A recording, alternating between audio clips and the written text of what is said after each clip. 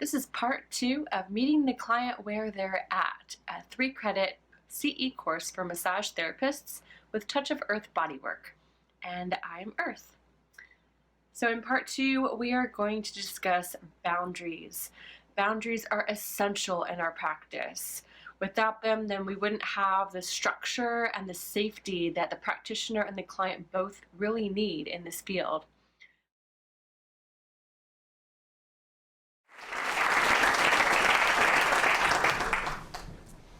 It's the summer of 2016 and I'm in Italy, in Rome, in the heart of Rome, right across from the Trevi Fountain.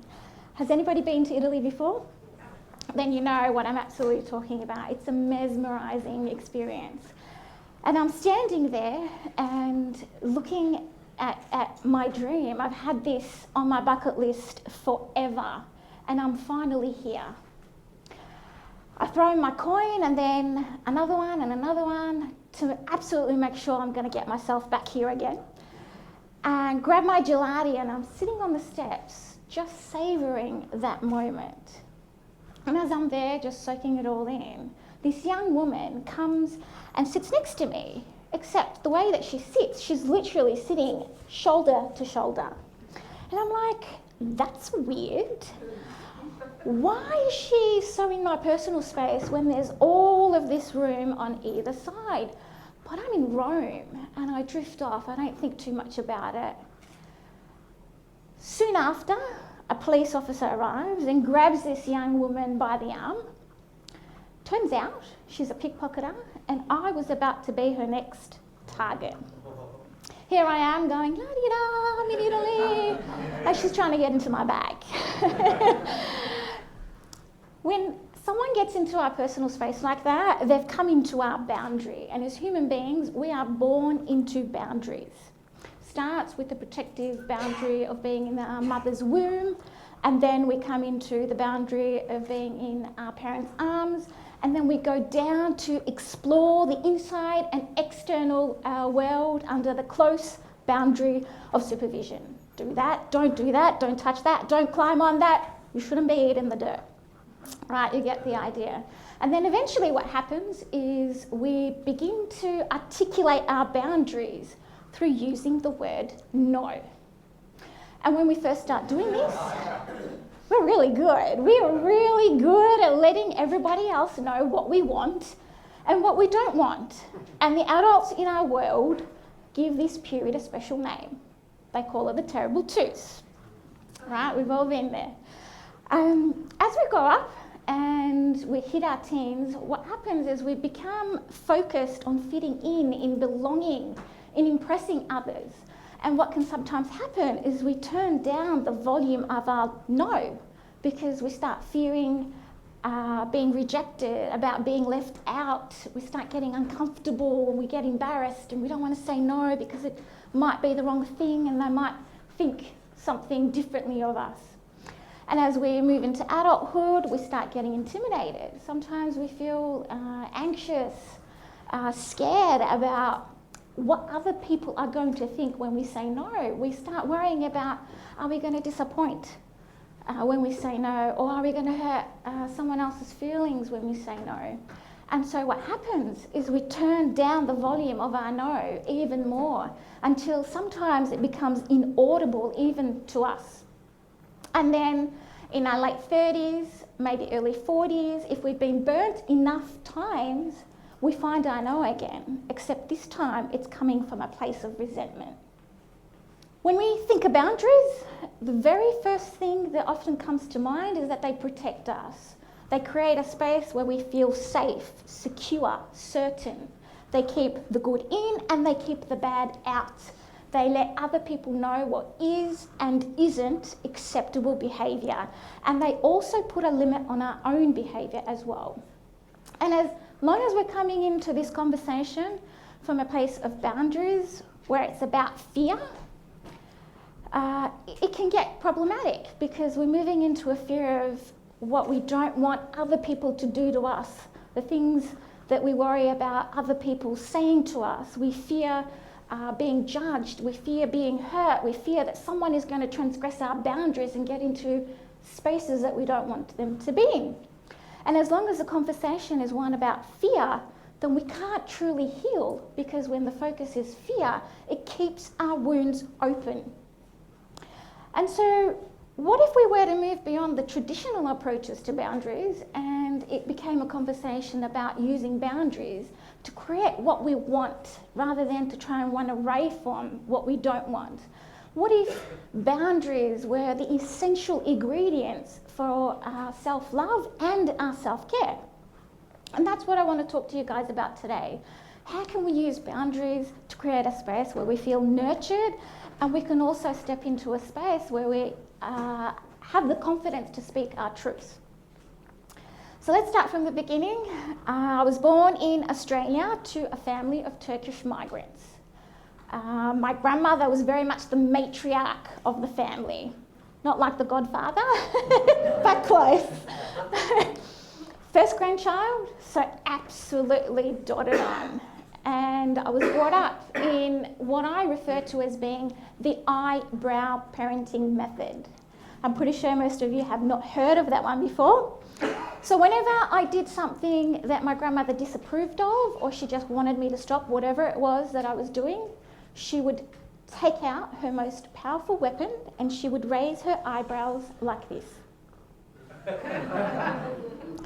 And I knew in that moment, without necessarily even understanding what I was doing to warrant that disapproval, that I needed to drop everything that I was doing and just retreat. You're in the danger zone. The eyebrows have lost their superpower these days.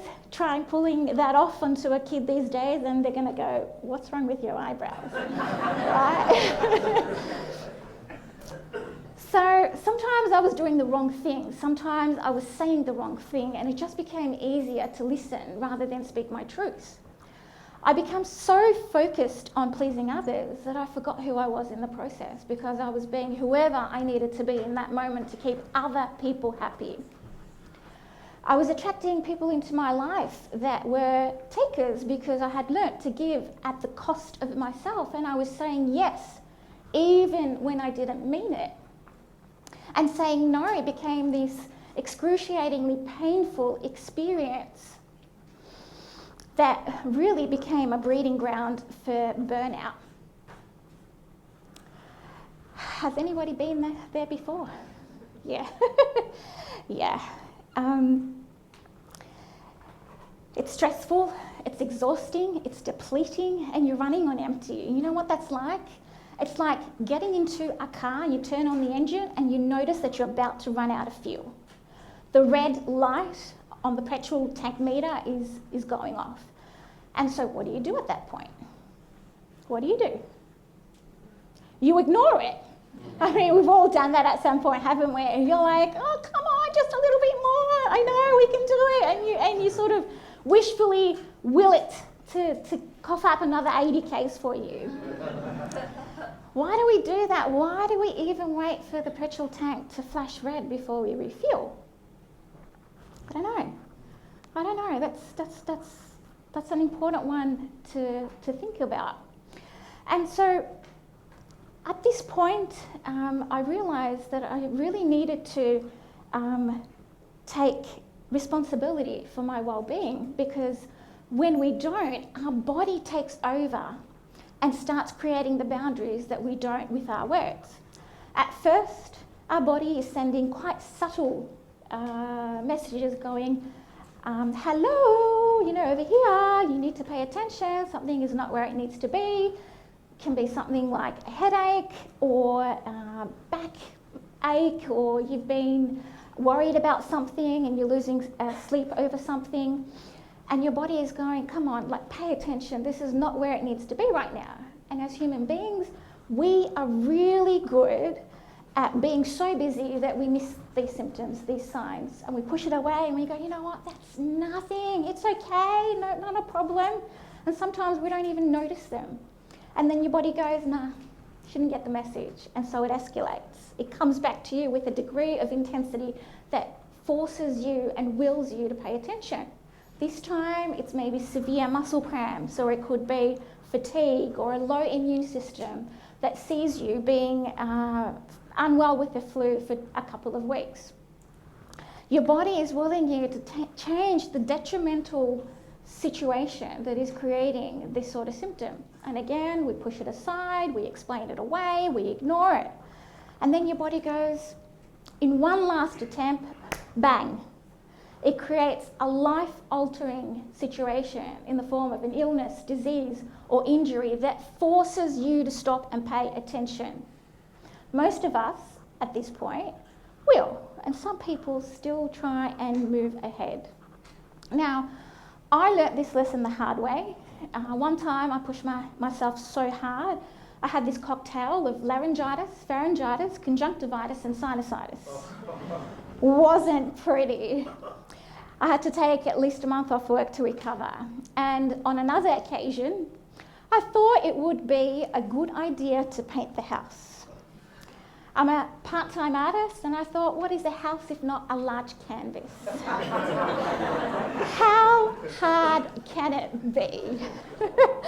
How hard can it be? And in retrospect, I can't believe how naive I was. This small project blew out into a full season of renovation rescue that saw me touching every aspect of the house where I probably needed to be rescued within the first 3 days. It lasted 3 months, and soon after I finished, I ended up in hospital with severe pneumonia. I survived that one, clearly. I realised through these experiences that I alone am responsible for my well-being, and saying no to requests of my time and energy for things that I don't want to be doing is exactly what I need to do to love, respect, and honour my body and my being. So I learnt to listen to my body, to tune into what it was trying to tell me. You're too tired, you need to take a break. Stop pushing yourself so hard. This is too much. Cut down, slow down, rest. I realised I needed to prioritise my self-care, to relax and to ground myself, to develop hobbies that allowed my mind to unwind, to engage with the things that I love on a daily basis, not just waiting for the yearly or 6-monthly holiday to come around. And most importantly, I realised that I needed to pull back from my giving so I could create a space where I was the one that was receiving. So when I found my voice and I started saying no, my grandmother congratulated me for how courageous I was. Just kidding. She did nothing of the sort. She did what anybody else in a situation would do. She got angry with me. She got upset. She pressured me. She stopped talking to me, which I must say had its advantages. And my favourite one of all, she said, if you loved me, then you would do it. Yeah, she brought love into it. And it was my sheer persistence, patience, and perseverance that allowed me to stand my ground and come to it from a space of understanding and compassion. One of the most important things we need to understand is that when we stand up for ourselves and reclaim our boundaries, we start articulating them, implementing them, maintaining them, other people need time to adjust to them, because what we're doing is we're changing the rules of the game. Can you imagine, like AFL, there's a set of rules and someone comes in overnight and they're like, nah, that's not the way we're doing things anymore. And you hit the field and all of a sudden it's different, right? Can you imagine? That's going to take everyone time to adjust to. And the people who are going to react the most in situations like this are the people who are going to be affected the most. They're going to come into it and go, what the hell? This is not the way things are done. What do you mean? No, what? Right? It takes time. And patience is the key to allow that space to unfold for both ends. Have you ever noticed that sometimes the word yes rolls off our tongue? And inside we're like, no, why? You don't have the time and energy to deliver on that, take that back. And sometimes we say yes, when really inside you know that that's the exact opportunity that you should be going for and taking up. So self-love is about owning our yeses and our nos. And that is what allows the consistency for other people to start respecting our boundaries. One day, I remember sitting down at family breakfast with my grandmother and my mum, and we were deep in conversation, and something that they said prompted me to run to my room and get this prompt that I use when I'm teaching boundaries. And I said, guys, the problems you're talking to me are all about too much of the yes and not enough of the no. I said, someone's coming up to you and going, can you do this for me right now? Drop everything, and this is what you're doing. 100% yes! Someone is coming to you and going, can you go above and beyond your means to do this for me right now? Yes! I need help! Yes! And they're laughing, right? Because they know it's the truth. And I say, guys, the solution is you need more of this. And I'm pressing the no button. It's not working, right? And I had just changed the battery a few days ago. By this stage, they're both in hysterics because they realise that the prompts are reflecting reality. So boundaries are a skill. And I'm not saying that they're easy. What I'm saying is that they're necessary for a life of health, well-being, and happiness. And just like any other skill, with practice, it gets easier. When we say no to others, what we're really doing is saying yes to ourselves. It's not selfish, it's self-care. Thank you.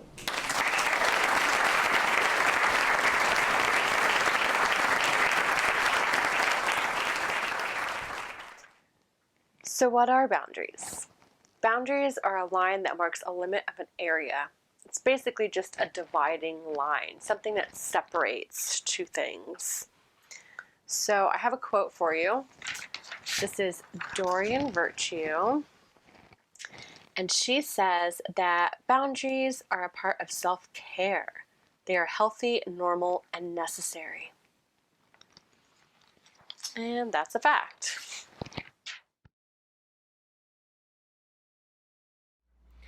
The first thing is to remember that we are not friends with our clients. We have to remain very professional rather than personable. And it's not that we can't be friendly or warm or be kind to our client. That's important. We want them to come back. We want them to have a relationship with us.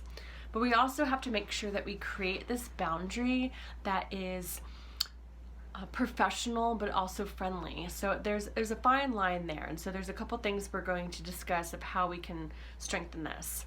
The first thing is we want them to view us as professional right off the bat. Kind of like how when you look at a doctor, they're in a uniform, you take them seriously right away. So the first thing is that we want to make sure that we are dressed appropriately. You'll see in a lot of massage studios that a lot of people already have uniforms. This is to create a uniform experience, that there's a team involved, a professional team, everyone's wearing a uniform. If you work at a place where you do not have to have a uniform, you don't have to go to work in a suit or tie, but it's really important that you dress appropriately. If you dress, say, in sweatpants or a t-shirt and you're just, because you're comfortable as you move around the table, your client's gonna see you as very relaxed and carefree. And even if you are relaxed and carefree, you still want to make sure that you don't appear too relaxed or too carefree. You want to dress that's something that says, I take care of myself, I'm at work, I'm professional. So again, it doesn't have to be a suit or tie, but just something that makes a positive statement that your client takes you seriously, that you're not just rolling out of bed and going to the studio to take care of them. Also, posture. So if you come into the office wearing sweatpants and a t-shirt and you're just relaxed all the time, like your posture, that nonverbal communication is going to be read by your client. They're going to see you again. It's very relaxed and very carefree. And if you want to be looked upon as a professional, you have to also remind yourself that the posture is a key component in that. So by keeping your tailbone, your coccyx really rooted down, your spine elongated, and again, your crown really lifted up and your heart open, you're creating this strong stature, this strong statement of professionalism, especially by making eye contact as well. So clothing, posture, two really great ways for a client to immediately view you as professional.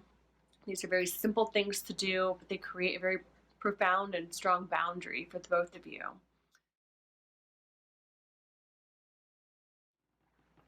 You also want to make sure that you are good with time. Time management is important.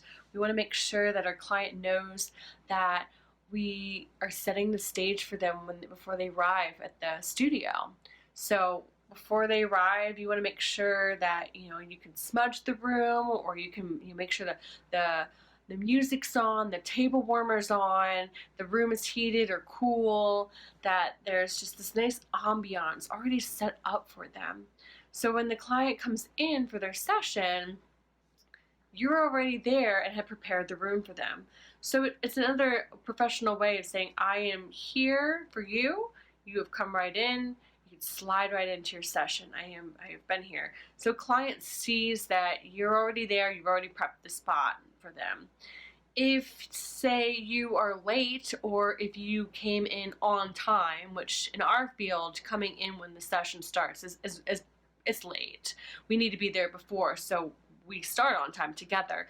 So say you come in on time and when you're supposed to start, and your client is already there, they're going to see that you've just come right in, you dropped off your bags, and they took you back. And even if they don't seem to care, they're noting this inside, that you have just come right in and you're going to help them, and there's no time for you to decompress. So that kind of time management right there, showing that you're late, shows that you're not making the priorities to be there early for them. And so it doesn't really look very professional. So make sure that you have your time management is appropriate, and so that you can also respect theirs. Also, if your client is late to a session, this is another thing we want to talk about, their time management. Another boundary we can look at is, if the client comes late, what do you do? So there's a lot of different scenarios for this. So we could give them that extra 15 minutes they were late, but that would take into time that would go into time for your other sessions. So we don't really want to do that. We want to stick with their allotted time. So if they're late, we don't want to always give them that time, because they're going to learn that will always happen. So you don't want to set the stage that way. Maybe on the rare occasion, it could be okay to give them an extra 5-10 minutes if you have a long break in between your next client.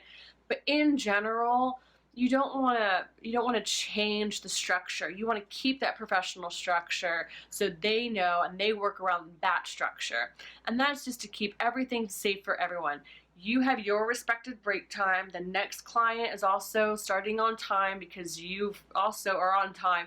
If everything runs smoothly, it's for everyone involved. So if the client's late, not always a good idea to always give them that time.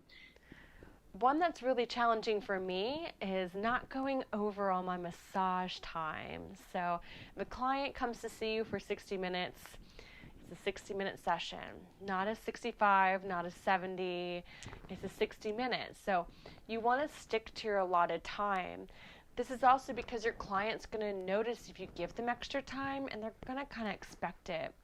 Same goes if your client's late and you still give them extra time. They're going to see this, and it's kind of training them to know that this is how you operate. So make sure that you start and end on time, and that way they will know that, oh, she's serious, this is her structure, and they will play it by the rules. Also, if you give extra time, you're not really benefiting from it. You're going into your decompression time, your break time, before your next client.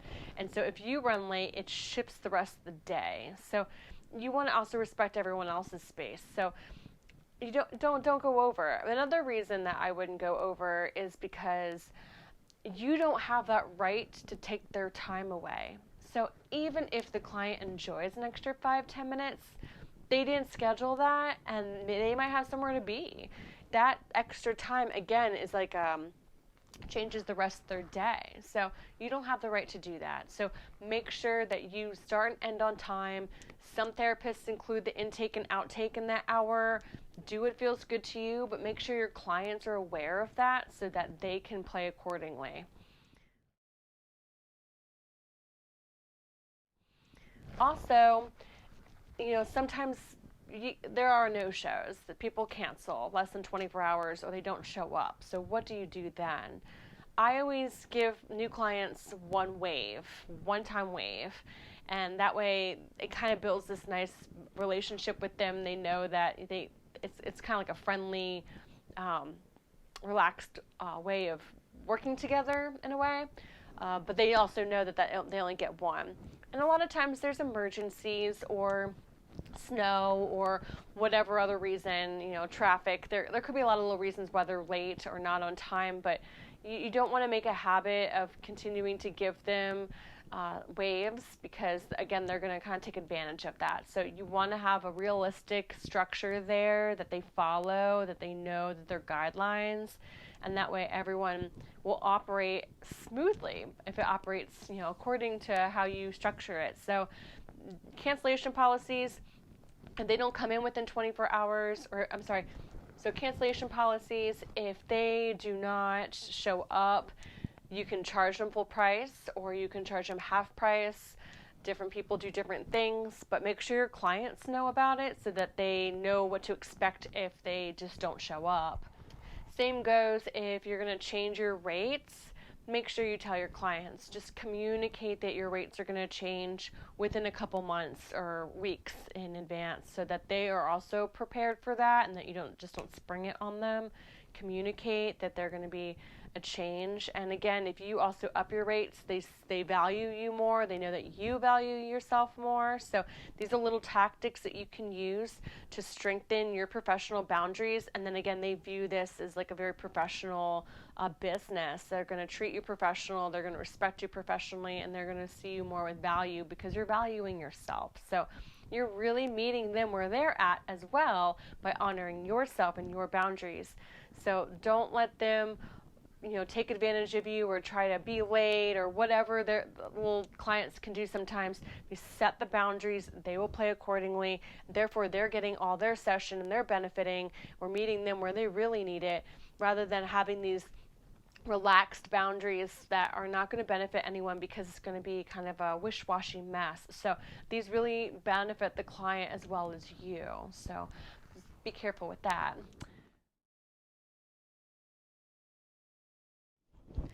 And since we're on the topic of money, I just wanted to briefly talk about trade and barter. So it's pretty awesome that massage therapy can actually be a service for anyone, and most anyone would be willing to trade something for it. So this isn't a bad thing, but it can be tricky. So you want to make sure that you're getting the right value. So say that your 60-minute sessions are $80. If you're going to trade for any goods or services or food, make sure it is of the same value, not a discount service. So 80 for 80. Also want to make sure that when you trade massage sessions, and if you're doing a 60-minute, don't go over just because it's a friend, because you might be getting gypped because they might stick to their time, or vice versa. Trade and barter can be tricky because usually one person might be getting the raw end of the bargain. So make sure that if you do this, that you just create strong structures and make sure that you very much value your service, as they should as well. And because a lot of times people, if they want to do trade and barter, they might not see the monetary value of it and just think that they can trade something, their service for your service, but you still also want to make sure that you enhance that with your value, and so that it's taken seriously if it is going to be a trade and barter scenario.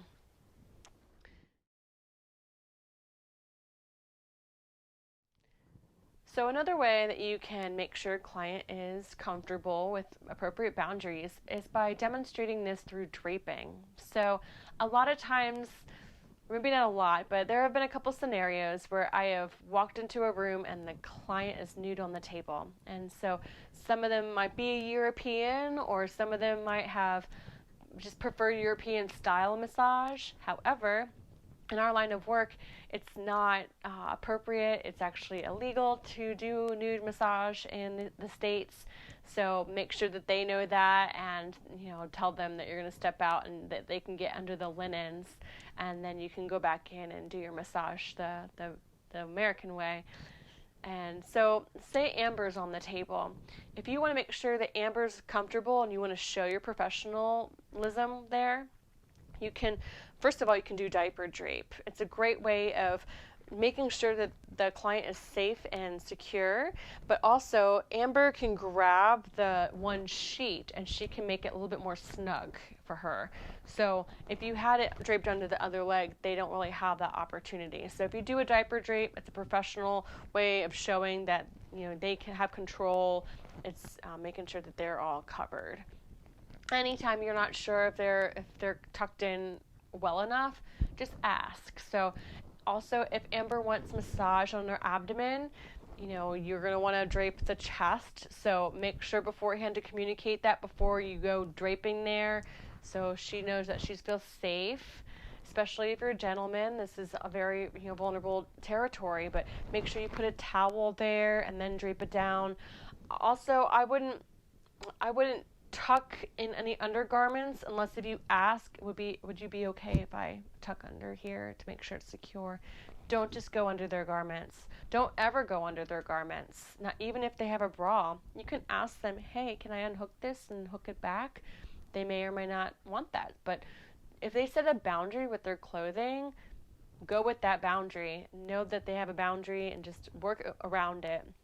Especially with like socks too. Sometimes clients don't want their feet touched.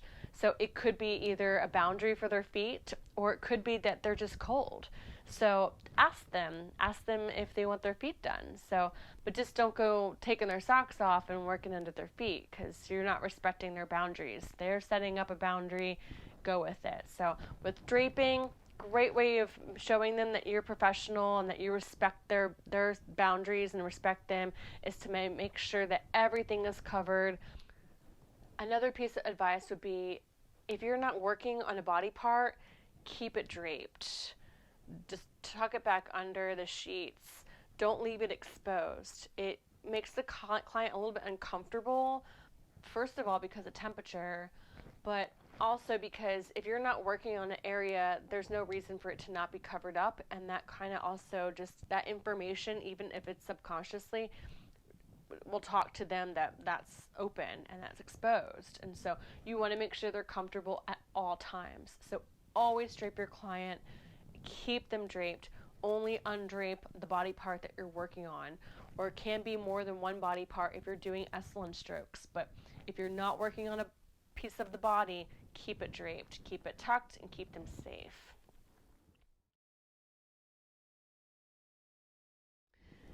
Now I'm going to segue into terminating sessions. This is a very important one for us to talk about, because as massage therapists, we have every right to terminate a session if we are uncomfortable. We're not allowed to discriminate, but we are allowed to terminate a session if we are uncomfortable, if either party is uncomfortable. The most prominent example of this would be sexual advances or just inappropriate sexual behavior. And unfortunately, I have experienced some of this, which I'm going to share here in a moment, but just know that if someone doesn't ask you for something specifically, I mean, obviously if they ask you something inappropriate, terminate the session. But even if they don't ask you to do something and it wasn't advances, you still have the right to terminate the session if they are sexually inappropriate. Years ago when I started my practice, I was just doing house calls, and I had a friend refer me to another friend, and that's how my business was growing. And because I trusted her, I went over to this gentleman's house and gave him a massage. And he never asked anything of me, and nor was he inappropriate verbally to me. However, towards the end of the session, I noticed that his hands were underneath the linens and that he was, you could take it from there. And so I was very uncomfortable with this, and I definitely let it known, and I don't actually remember if he said he was sorry, but it just showed me that he didn't really respect my field and that I was offering therapeutic work. He was misinterpreting the work for himself in another way. And so I didn't have to work on him after that. It was definitely clear to me that this wasn't going to work. It wasn't going to work. My other story is that I had a gentleman, recent actually, he would come to see me quite a bit, and he would get longer durations of sessions, and he would get add-ons, and he would tip really well, and so he was a good paying client that would come in fairly regularly. And because he had seen me quite a bit, he got more comfortable with me, and the more comfortable he got, the more again, relaxed and carefree he became, and it was almost like he was testing my boundaries. So the last time that I saw him, he had made some comment about how I was massaging his arm really well, and you could take that from there. And I was very stunned. I didn't know how to respond, so I just kind of brushed it off and finished the session, and he paid and he left. And afterwards, I was just very upset with myself that I didn't set the boundary in the session, and I was really upset that I didn't say that that's inappropriate and I'm terminating. So the next time that he tried to come in, I definitely set the boundary with an email about how he's not allowed to come in anymore because that was inappropriate. It made me uncomfortable, and again, it's just not respecting the field, not respecting me and my time. This is my professional career. I'm here to help you, and you're coming in and making me uncomfortable, and so I don't have to see you anymore. And so you do not have to see anyone that makes you feel uncomfortable in any way, especially if it's sexually. Other ways that you can terminate a session is if you're just uncomfortable in general. So say the client comes in and you're working on them a lot and they are not liking the work, whether they're just telling you, oh, I don't like that, I don't like this. And if you just know that the chemistry is not working, if it's not a match, you don't have to continue working on them. If it's obvious that they're not going to benefit and you're not going to be performing 100% because you're so worried about them, it's just not going to work. So be kind to both of you by just terminating the session and referring them to somebody else. Don't plow through the session and try to force it. That's not ethical behavior. You have to make sure that you're meeting them where they're at by attending to what they need. And if you cannot do that, terminate the session. So this is one that I think a lot of therapists don't realize, that they have that choice. It's very important to know that you do. Do not force anything if it's not working. It doesn't make sense. Also, if you are not skilled in a certain area that client needs, you can terminate the session.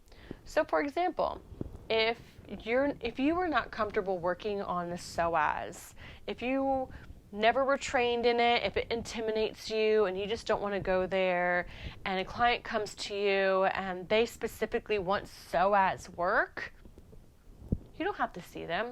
You don't have to just poke around and try if you don't know what you're doing. Your client has come to see you and told you what they need, and if you can't meet those needs, if you can't meet them where they're coming to you with, then honor you and them both, because your client's coming to spend quite a bit of money, and so you want to make sure that they're getting what they need and what they want. And so if you can't do that, then just terminate the session and refer them to somebody who can. That's the best way to meet them where they're at, as well as honor yourself. Wait until you're trained in the psoas work before you start trying to work on someone's psoas. So again, don't just try to plow through these sessions. Make sure make sure that you're choosing the ethical choice.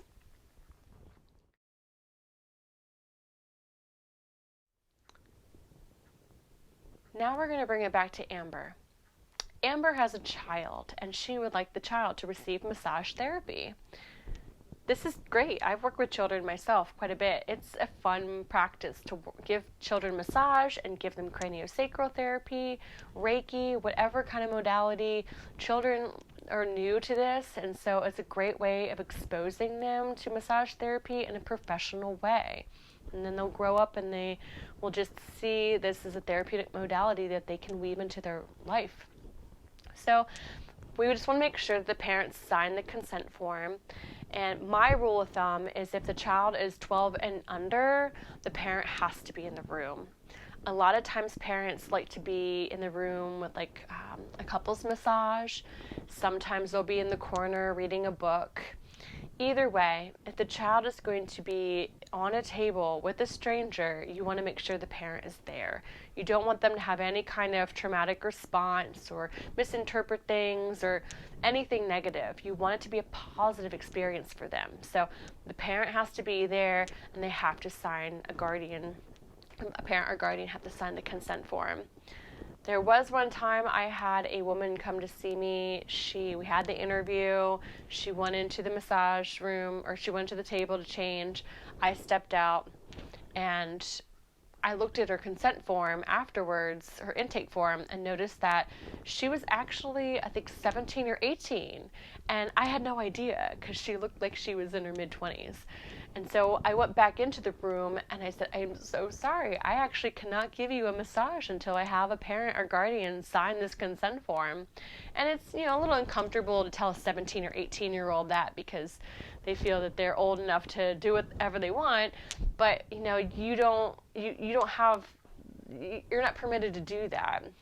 You want to make sure that you are keeping yourself safe. So say I gave that girl a massage and something bad happened in the session, for whatever could have happened, that would have came down on me of touching a minor without permission. So make sure that the parent or the guardian signs the consent form, 18 or younger, and that if they're 12 or younger, be in the room with them. Again, you want to create a safe space for them. You want them to have a pleasant experience.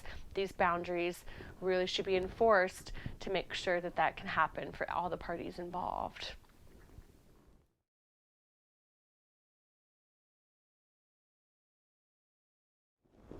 Okay, and now I'm going to remind you of another boundary that we have discussed.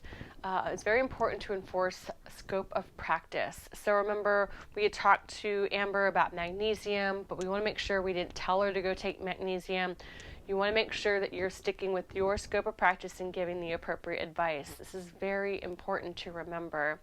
And again, also, if you have other credentials in your lines of work, do not blend them into massage practice unless if it's from the massage scope of practice. So this is also a very important boundary to keep your license, to keep yourself safe, as well as your client, because you don't want them to run home and take inappropriate advice and hurt themselves. So just want to strengthen that boundary as well. That keeps everyone safe. So stay in your line of practice.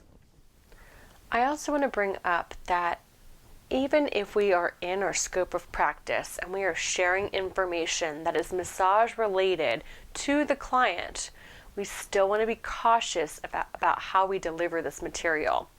It can be triggering to them if, for example, you tell Amber that she's always hunched over and that, probably because she's at the computer all the time and it's tightening her psoas and rounding her shoulders.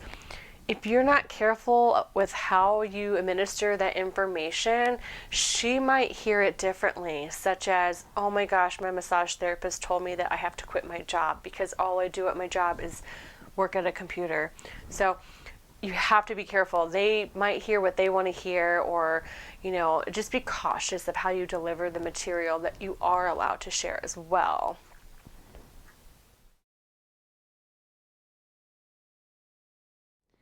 It's very important to protect our clients. It's very important to follow the guidelines of HIPAA. We don't want to breach on their confidentiality. So Amber comes to the massage studio and she sees me as well as another practitioner. The other practitioner and I both have access to Amber's records, her soap notes. We both can actually discuss if we're both working on her, because she knows that she's coming to this massage studio. She's seeing both of us. We both have her documents. If Amber goes to, say, a physician or acupuncturist or some other healing healthcare practitioner outside of my studio, I am only permitted to share information with Amber's consent. And so the best way to do this is with a document, making sure everyone signs that document before sharing information. And that keeps everyone safe. There's a written document that everyone has proof that they were sharing information.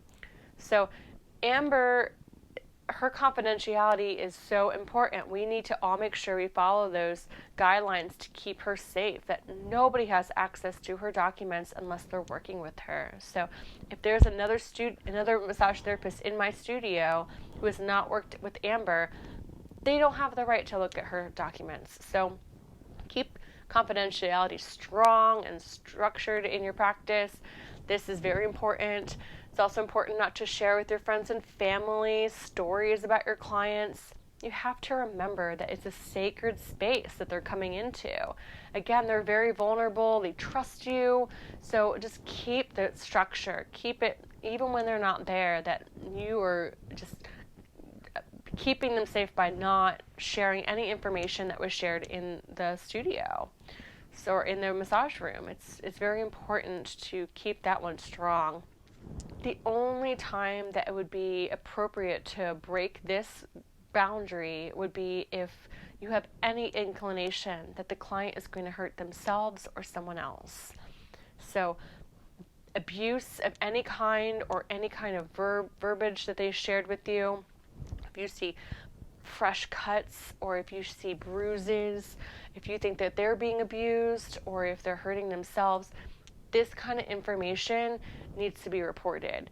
And it's kind of on us to report this kind of observation. So in Asheville, North Carolina, there's this great program called Our Voice. They have a lot of resources to help people who are going through abuse or harm. You know, there's a lot of different suicide hotlines out there. Check what's in your city and state, see what kind of options you have in case you have a client come to you.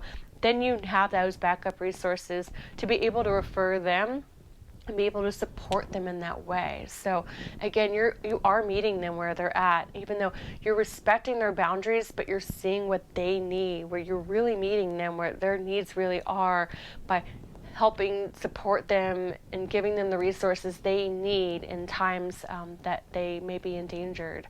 So know that that is a boundary that can be broken only for the benefit of the client.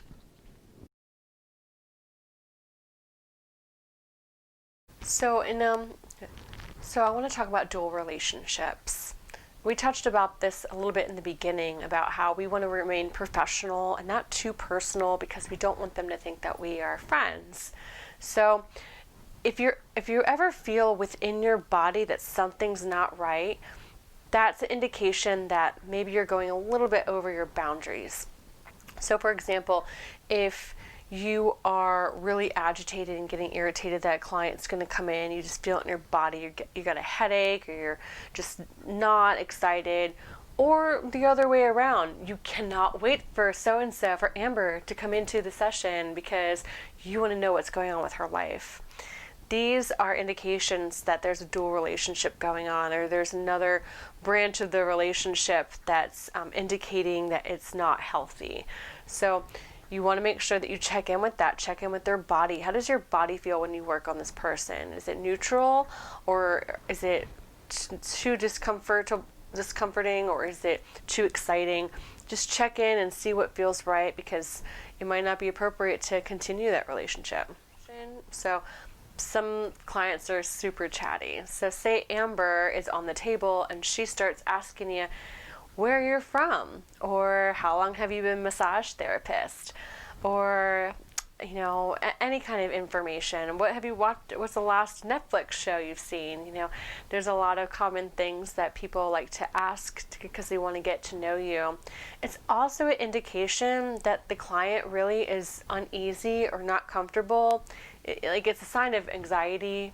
So they might not really care about where you're from or what you saw on Netflix. It's just they want to have a conversation to make them feel relaxed. So again, it's our job to remember to bring them back into their body, bring them back into what might be difficult for them but therapeutic for them, rather than try to get to know you. You don't want them to try to ask you personal questions and have this conversation about your personal life with them. It's not appropriate. It's not ethical. They're here for their healing and their relaxation. They're not here to get to know you and be your friend. So make sure that you strengthen that boundary and you don't let either one of you go over that boundary. It's very important to remind them that they are here for themselves and that you're not trying to be rude, but you don't need to share personal information. It just blurs the lines. So, yeah. Also, another way of making sure that you and your client are on the same page is if you don't take gifts from them, they know that there's another professional boundary being established. So it's okay to take gratuity. I mean, that's part of our field. But when clients start giving you personal gifts, that's going on tricky territory. Because if you start accepting gifts, they start seeing that you're close, that there's your relationship has different meaning. And then say if you start taking gifts, it's very hard to stop after a while. Like, hey, this isn't right, So just nip it in the bud in the beginning. Don't accept gifts. It's not appropriate. You might be tempted to take a gift, but just know that you're creating a professional boundary. And then once you refuse gifts from them, then they understand your relationship a little bit more clearly by just refusing that offer. So again, that's a great way of reminding your client that you're not friends, that you're a healthcare professional, that this is a professional relationship, and that both of you need to, keep this strong, and both of you need to respect that. If you have any sexual energy that you are administering in the session, it's not appropriate. They could pick up those energies even if it's not consciously. So again, they're coming to you, they're trusting you, and if you have sexual energy in the session, that just changes the dynamic, that changes the resonance in the room. So terminate that session. Do not see the client. Even if you're embarrassed, it's better that you just terminate the session rather than continue. And same goes for the other direction. If you feel that they're sexually interested in you, again, you can terminate that session as well. It's not appropriate for you to be massaging them while they're thinking about you in an attractive way. So again, this keeps you safe and it keeps them safe. I believe it's 6 months from the last session that you had with your client. Afterwards is when you are permitted to then have sexual relationship with them. So this is to keep a safe boundary. So terminate the session and wait 6 months to reconnect with them if you both have a mutual interest in each other. But while you're working on them and while they're a client of yours, just nip that in the butt right away to protect you and to protect them.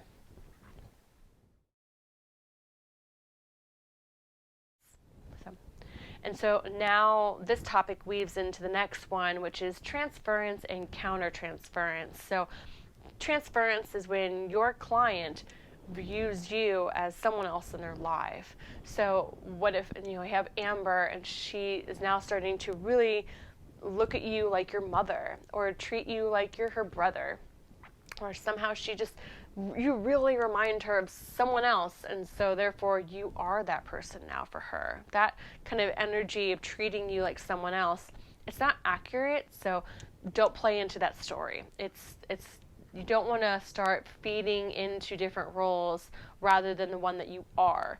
You are their healing healthcare professional. You are not her mom. You are not her brother. You are a healthcare professional, and so don't feed into that story. And the same goes with the other direction. If I say, start feeling like Amber's like my sister, or she reminds me of my mother or my grandma.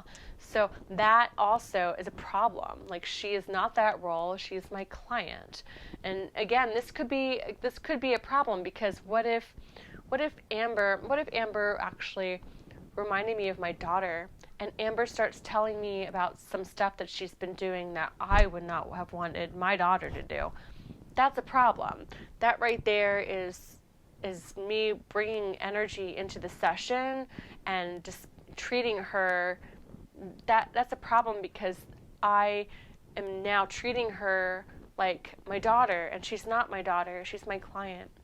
And we want to keep the relationship where it is in the story of truth. So just recognize that. Make sure that, if you see them acting like someone, or they're treating you like someone else, that you, again, put that professional massage therapist cape on and keep with your role, and do anything, little tweaks to remind them that this is who you are, you're not so-and-so. And again, if you start seeing that you are starting to see a client like someone else, check in with yourself. Know that it's not a true story. If it becomes a problem and makes you really uncomfortable, you can terminate the session. But ultimately, we don't want to keep terminating sessions if we don't need to, especially if it's something that we can control ourselves. So always check in with yourself and make sure that you're being appropriate in that manner, and that your professional, your relationship is still professional.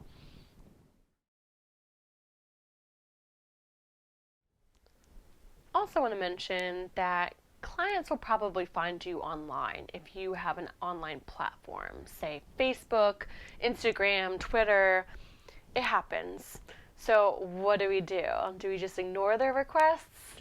My suggestion is to have your professional, say, Facebook page or professional Instagram, and invite them to that one if they reach out to you on your personal platform. You also can have your personal platform set to private. So make sure that they know that, hey, I saw that you friend requested me, this is my professional page, so that they know that they're not invited to your personal, because you've created that boundary. I know it can be difficult because we get to know our clients as well, and I have a client who I see once a week for 2 hours for Thai.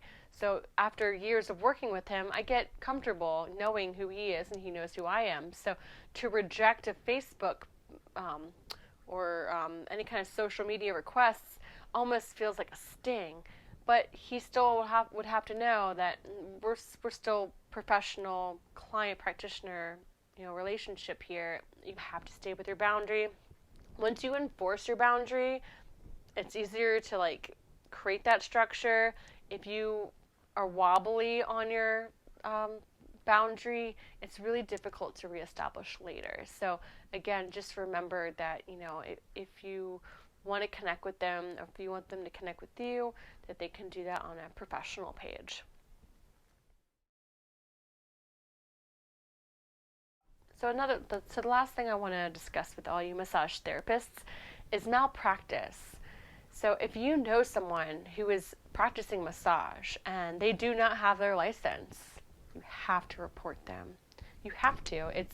It's a law. It's within 15 days once you know, you have to report them, or you could be reported yourself for knowing and not reporting. So keep yourself safe, but also more importantly, keep our field safe, because again, massage therapy used to have a really bad connotation to it.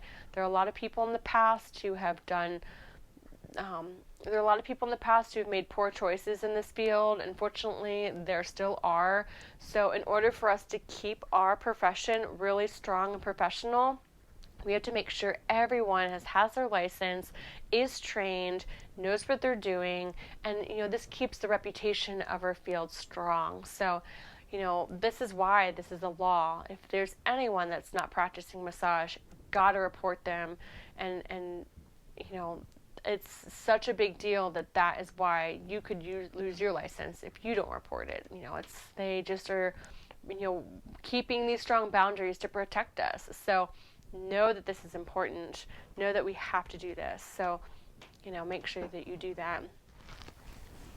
If you're ever not sure about something, such as boundaries or rules or laws, anything, call your state board or call the national board. They have the answers and they're quite friendly actually. So pick up your phone or send an email, ask them questions that are difficult for you, just so you know how to navigate certain problems or certain situations or scenarios. They have the final answers. So this completes part 2 of boundaries. Again, we're going to go over a quick little review here of what to remember in our field of what's important to establish. First of all, we have to be professional, not personable. You can be friendly, but you have to make sure that you're professional so your clients respect you and your field. The great way of doing this, again, would be clothing, posture, as well as our time management, making sure that we're on time and that we also have them respect your time. Make sure also that the money exchange as well as trade and barter are very clearly established to make sure that everybody is getting a fair value. You also can make sure that the client feels safe with your draping protocol, making sure everything's tucked in, that is not being worked on, and that they are completely comfortable, all their boundaries being matched. You also have every right to terminate a session if you feel uncomfortable, whether this be sexually, or if you just don't feel like you're a good match, or if you just don't feel skilled and competent. If you have a child come to see you, make sure that the parent or guardian is present, and make sure that they also sign a consent form. This is when they are 18 or younger. And again, I feel that it's important by 12 and under that a parent remain in the room. It's also very important to enforce confidentiality. Make sure that your client knows that they are safe, that whatever goes on in that room stays in the room, that they're completely in a safe, sacred space, and that nobody else is going to know about their health issues or any other information that they shared with you. This builds trust, and also is just the appropriate thing to do ethically. This, of course, is only allowed to be broken if you feel the client is in danger and that you need to seek other resources for their health and well-being. Dual relationships can be very tricky in our field because we're very touchy-feely and we care about our clients. But we also have to make sure that the dual relationships, that they stay balanced, that we are not their friends, that we are the professional healthcare professional, that we cannot have sexual relations with them, that we cannot be engaging with them outside of the studio in a way that's embarking on a professional territory. So keep this one strong. It can be very tricky sometimes, but it's very important that we do that. It's for the safety of everyone involved. Countertransference and transference are also things that come up in sessions. So if you notice that your client is treating you like someone else or you're treating them like someone else, come back to neutrality, make sure to check in with what that's about and be able to resolve that appropriately. If your clients find you on social media, just remember how to handle that, whether you set your profiles to private or if you have a professional page. Just make sure that they know that it's not any ill feelings about them. It's just to keep that professional boundary. And lastly, again, if you know anyone who's practicing malpractice, you got to report them. It's for everyone's safety and the safety and reputation of massage therapy. So that concludes part 2 of boundaries. So go ahead and watch part 3 to finish up this CE course, and I will see you in there.